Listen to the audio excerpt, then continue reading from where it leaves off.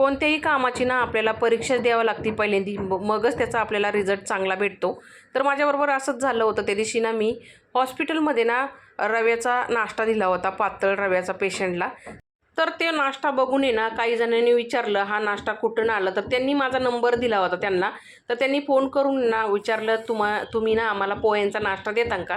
तर म्हटलं काही हरकत नाही. पण ते म्हटले, आधी आम्हाला टेस्टिंगला द्या, नंतरच तुम्हाला आम्ही ऑर्डर देऊ, आम्हाला आवडला तर. तर म्हटलं काही हरकत नाही. मी 5 प्लेट पोहे त्यांना बनवून दिले होते आणि बनवून दिल्याच्या नंतर त्याचे पैसे नाही घेतले. मी म्हटलं चला जाऊ द्या, टेस्टिंगला दिलेले आहे.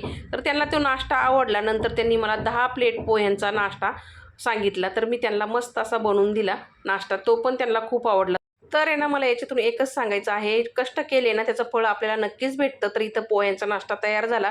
डब्यामध्ये त्यांना पॅक करून दिला. हा पण नाश्ता त्यांना खूप आवडला. तुम्हाला कसा वाटला कमेंट करून नक्की सांगा. जताचं चॅनलला सबस्क्राईब करा. धन्यवाद.